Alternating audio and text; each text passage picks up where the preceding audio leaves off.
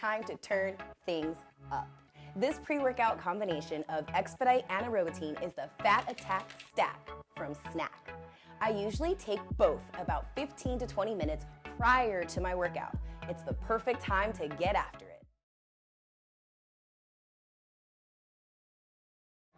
Chocolatito, outside of this Strada trilogy, Jesse Rodriguez is a fighter I like as well, but he's so good, so good. And what's the latest on Devin Haney? I think we're in a good place. You know, he's here tonight. I think we've got a very good chance of landing the George Kambosos fight. The zone are kind of negotiating with us and negotiating with Ludabella as well, trying to bring everything together. June the 4th is the proposed date in Australia. Devin's ready to get on the plane. So hopefully we can make the undisputed fight. So let me ask you this. A lot of people have been talking about Jerome Ennis. Yeah. Have you thought about him? Or have you been looking at him? Or? I think Jerome Ennis is a brilliant fighter. Brilliant fighter. I mean, the problem is when you're not attached to a promotional company on the way up, you don't really build a profile. So the problem with Jerome Ennis is he doesn't have a big profile. Yet he may be the best welterweight in the world now. Woo! Right? A bit like Terence Crawford, they never built him on the way up. He's a guy that won a lightweight world title, become undisputed at 140, won the world welterweight title, one of the best pound for pound fighters in the world. They never done the right job for him. So Jerome Ennis has got to be careful, because by not aligning himself with a promotional company, no one's pushing him. Yet he's brilliant. So I don't know what the strategy is, but I'm sure he'll get there because he's very good. Eddie, your relationship with Canelo, obviously he's saying your praises up there in the ring tonight. It's getting so close, it's getting to the point that perhaps you're going to promote him from here on out. Is that a possibility? Yeah. Have you made that presentation?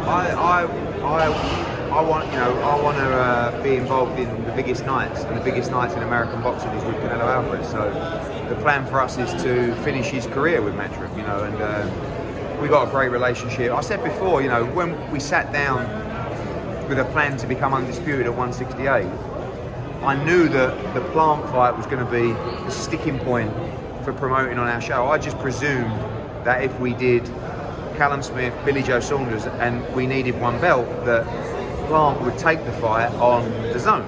But Heyman made sure he didn't. So Saul had to go to PBC, win the belt, and the thing that he did that was really smart was do the one fight deal, because he was under a lot of pressure to do a multi-fight deal to land that fight.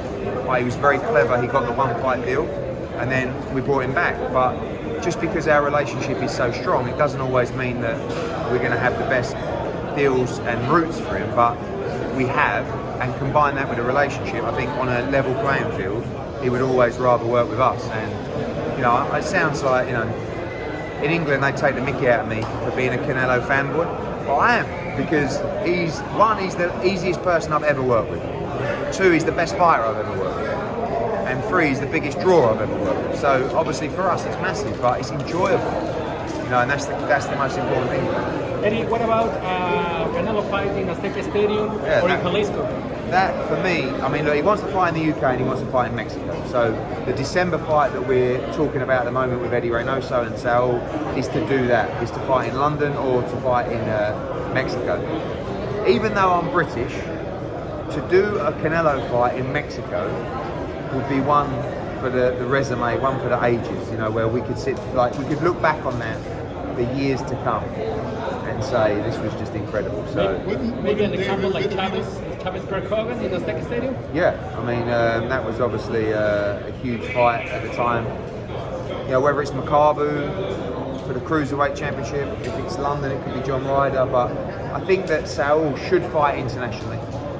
He's a global star now, and I think he'd really enjoy it. Eddie, what inspired you to get in the ring and spar? Was that the Canelo feint the day before? It was Frank Smith said to me, let's go and do a spar, and I went in the ring, because we always have a ring set up in the hotel, and I went in there and there was cameras and people, and I thought, he's smaller than me. My dad phoned me up and said, stop beating up smaller people. But, I thought we were going to take it easy, but he started sinking to me. I broke my finger as well. Do you want to call out anybody? Sorry? Do you want to call anybody out? No.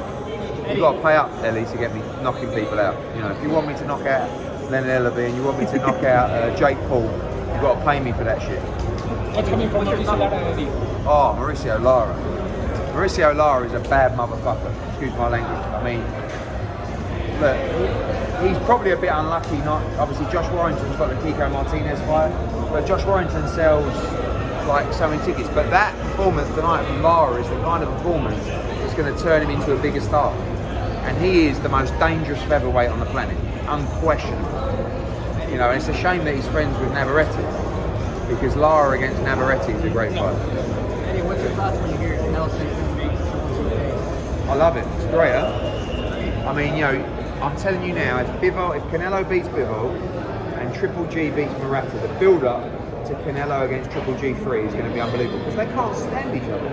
And in the past, they never really wanted to say anything, but now they don't care what they say, right?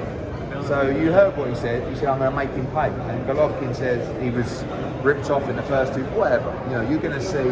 But first things first, May 7th, 8 and 9, two great fights. Let's hope they all come through. Which one are you most nervous about?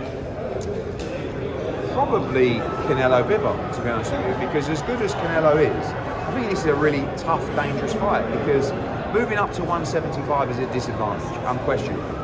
But to do it against a young light heavyweight in his prime, who's, you know, he's undamaged.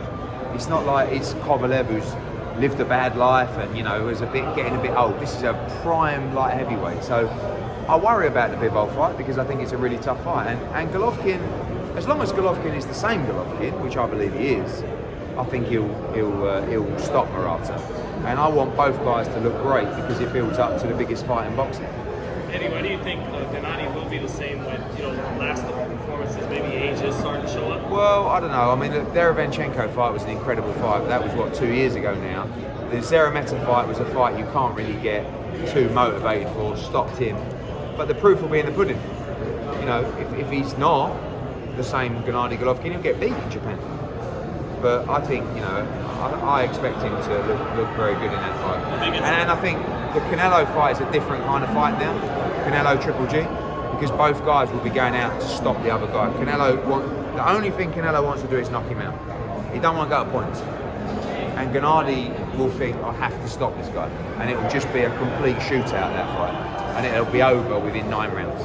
You think it'll be like Pacquiao Marquez, where it seemed like, okay, third time around, Pacquiao's going to... I think they'll just, but I think they'll say, we're going to go for it. We're going to just go for it. And I think you'll get a thrill. What do you think about David Pachenko's brutal knockout? Yeah, I was screaming at him to put the left hook on the end of the right hand. I'd like to take the credit for that. He said he heard me, but I don't believe me. But what I think Jose Benavidez has brought in a little bit of spite to him.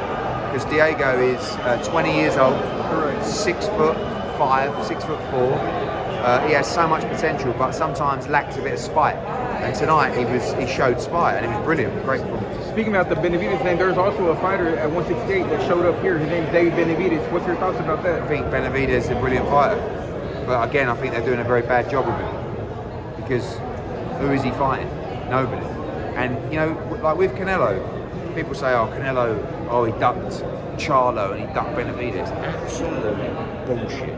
Canelo will not duck anyone, but Canelo wants to at least feel like he's either gaining something from fighting you, or winning a belt or something, or you earned the fight. Do you know what I mean? And he looks at Benavidez and he looks at Charlo, and he won't want to say it publicly because he'll feel like he's making excuses. But he's like, those guys don't fight anybody. Same with Demetrius. It's not their fault. Well, it's probably Charlo's fault, but it's not Benavidez's fault, and it's not Andrade's fault. I believe David Benavidez wants to be in big fights, but they're not delivering them for him. And I know that Demetrius wants to be in big fights. I'm not sure about Charlo, because he's turned down a lot of big fights. Is that a fight